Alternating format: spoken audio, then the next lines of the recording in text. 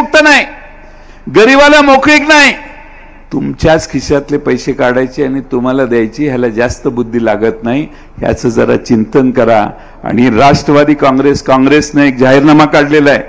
त्या जाहीरनाम्यात आम्ही सांगितलंय की जीएसटी सुधारू. आम्ही जीएसटी एवढ्या मोठ्या प्रमाणात लोकांना निर्दयी जीएसटी भारतात लावलेली आहे, त्याला ह्युमन फेस देऊ आणि गरिबांना वापरणाऱ्या वस्तू आम्ही जीएसटीतून मुक्त करू. शेतकऱ्यांच्या अवजारावर जीएसटी लागतो, तो जीएसटी पण आम्ही काढू अशी घोषणा एका जाहीर पत्रात आम्ही जाहीरनाम्यात केलेली आहे.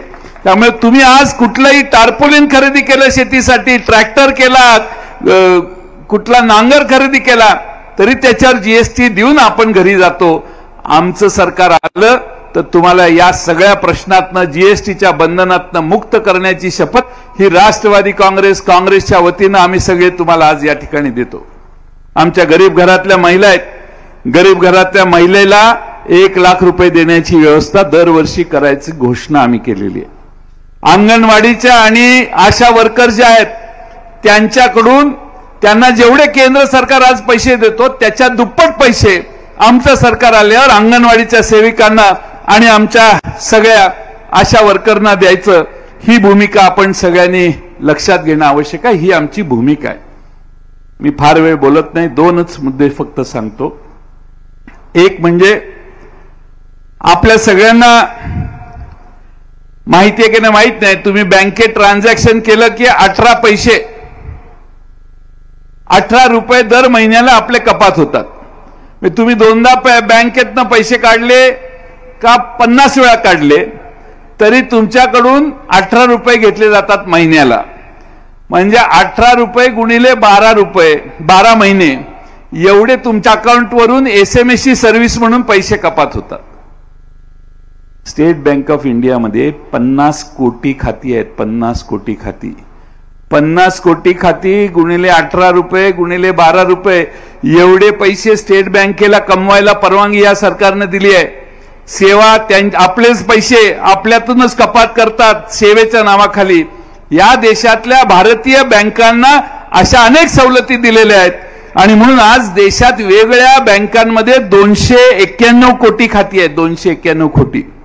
आणि बँका एसएमएस चार्जेस म्हणून तुमच्याकडून किती घेतात? 18 रुपयाला महिन्याला म्हणून किती होते माहिती का ती रक्कम?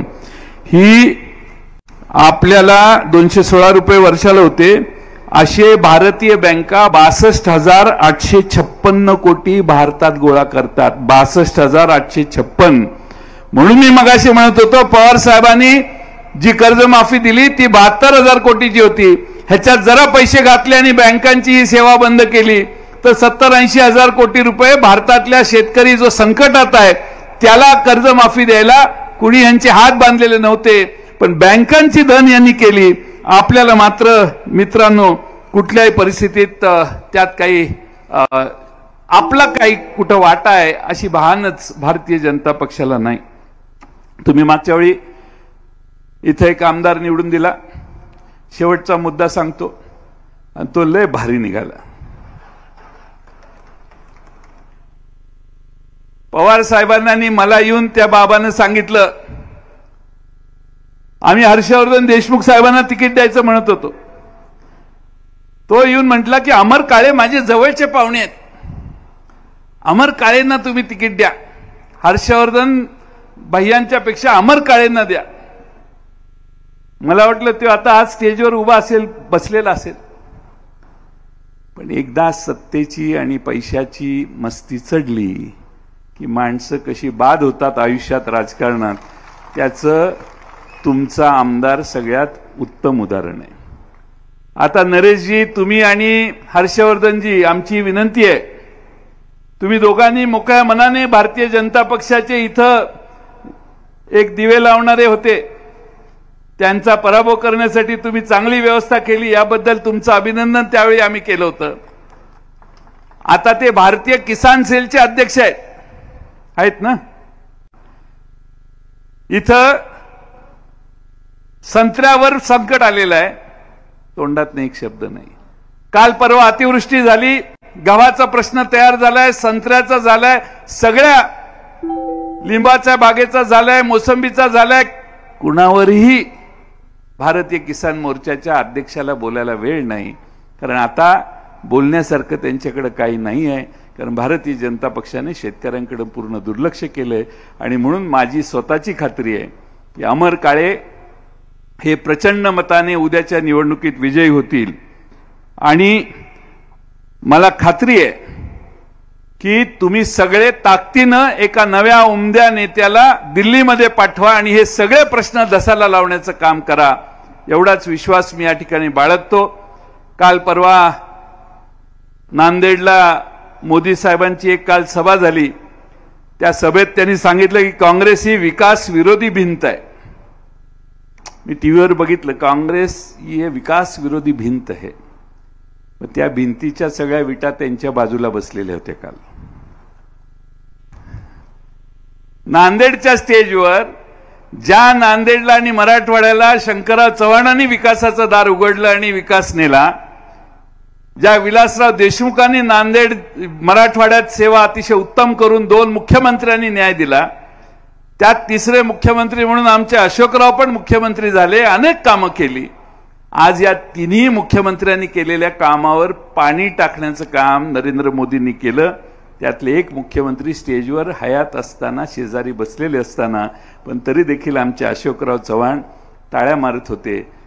काँग्रेस ही विकास विरोधी भिंत आहे याला दुजोरा देत होते.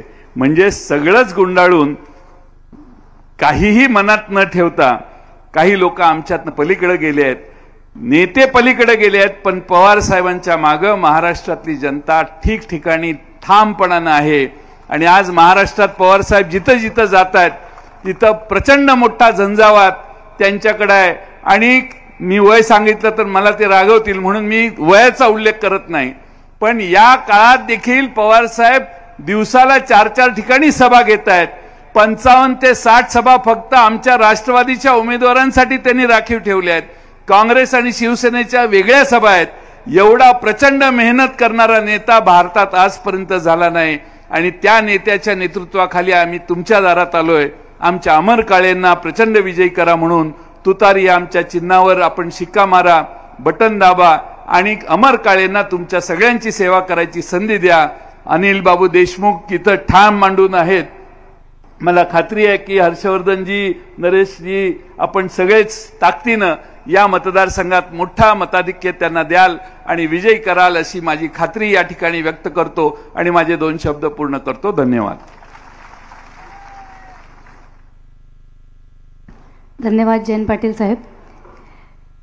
विकास हा तुमच्या आमच्या मधूनच आहे आणि गावागावात हा विकास पोहोचला पाहिजे असं सुंदर वक्तव्य या ठिकाणी पाटील साहेब करून गेले.